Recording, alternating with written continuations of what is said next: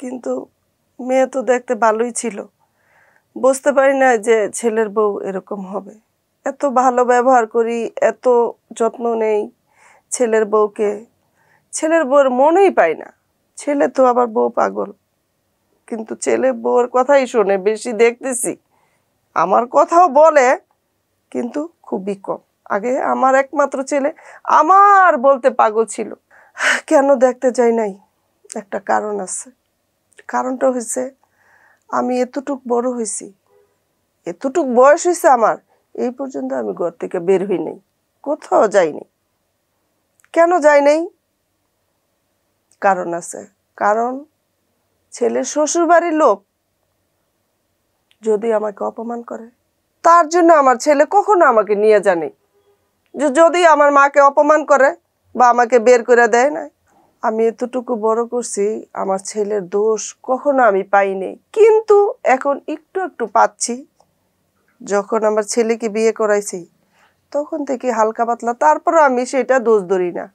ছেলের বউরও বলি না, ছেলেকেও বলি না। কিন্তু বউ আমার নামে ভাড়ায় ভাড়ায়া আমার ছেলের কানে কান পরামর্শ দিচ্ছে। সেটা কি আমি কখনো শাশুড়ি হয়ে করতে পারি? না। আমার বউর যদি পিছলায় পয়রা পা ভাঙে, সেটা তো আমাকেই দেখতে হবে, ঘরে তো আর লোক নেই। তো আমার কি ওই জিনিসটা মাথায় নেই যে আমার বউকে আমি পা ভেঙে দিব, হাত পুড়ে দিব, সমস্যা করব? এ একটা দোষ।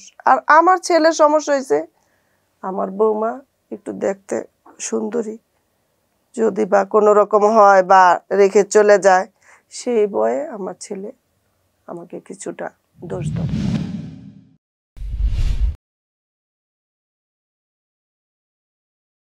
সুপ্রিয় দর্শক, স্টুডিওতে রাম সাহেব এসেছেন তার স্ত্রী পলি রায়, এখন উপস্থিত আছেন তার মা রাধা রানী দাস। মায়ের কি অনুভূতি, মা কি চান এবং মায়ের কি বক্তব্য, সেটাই এখন আমরা শুনবো। কেমন আছেন আপনি মা? জি ভালো আছি, আপনি ভালো আছেন? আমিও ভালো আছি। আপনার একমাত্র সন্তান মিস্টার রাম, তার সাথে আমরা কথা বলেছি। আপনার পুত্রবধূ পলি রায়, তার সাথেও আমরা কথা বলেছি। এখন আপনার কি বক্তব্য আছে? আমার বক্তব্য আর কি বলবো মা, একমাত্র ছেলে আমার, ছেলেকে অনেক শখ করে বিয়ে করাইছি, কিন্তু মেয়ে তো দেখতে ভালোই ছিল, বুঝতে পারি না যে ছেলের বউ এরকম হবে। এত ভালো ব্যবহার করি, এত যত্ন নেই ছেলের বউকে, ছেলের বউর মনেই পাই না আমি। মানে সবকিছুতে আপনাদের দুজনের কি প্রথম থেকেই সমস্যা তৈরি হয়েছিল? না তো, প্রথম প্রথম ভালোই ছিল আমার ছেলের বউটারে, পরে আস্তে আস্তে কি যেন ভিতরে কে কি মন্তব্য করছে আমার ছেলের বউকে আমি জানি না। নাকি নিজ থেকে এরকম করে, আমাকে পছন্দ করে না, নাকি আমি খারাপ ব্যবহার করি আমার ছেলের বউয়ের সাথে, না ও করতেছে, কোনটা কি আমি কিছুই বুঝতে পারতাছি না।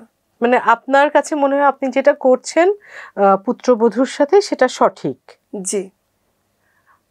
এখন আপনার পুত্রবধূ একটা কথা বলেছে যে যদি আমি তার নিজের সন্তান হতাম বা মেয়ে হতাম, তাহলে কি উনি আমার সাথে এমনটি করতে পারতেন?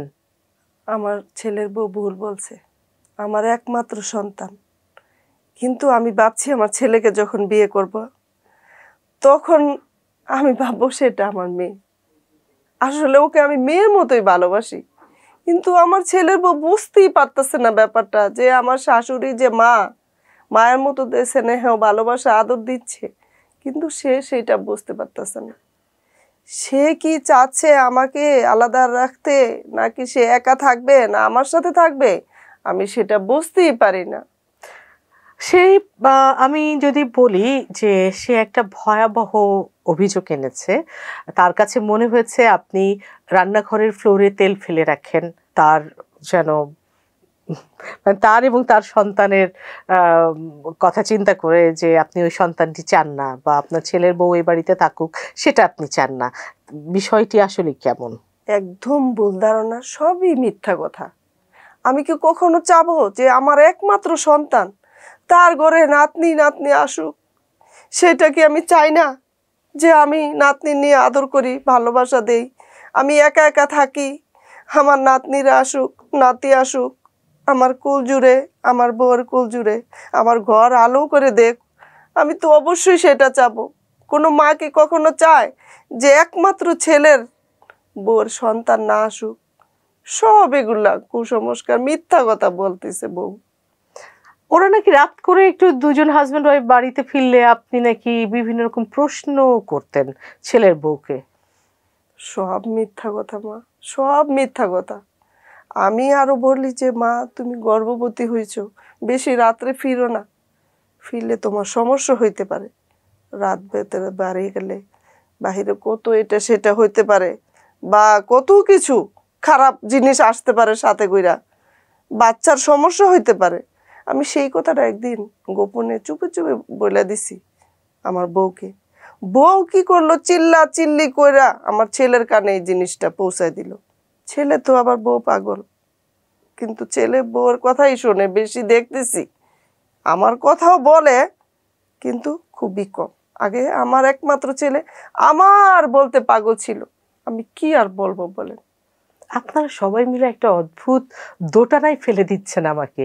সকলেই কোনো না কোনো ভাবে কুসংস্কারে বিশ্বাসী।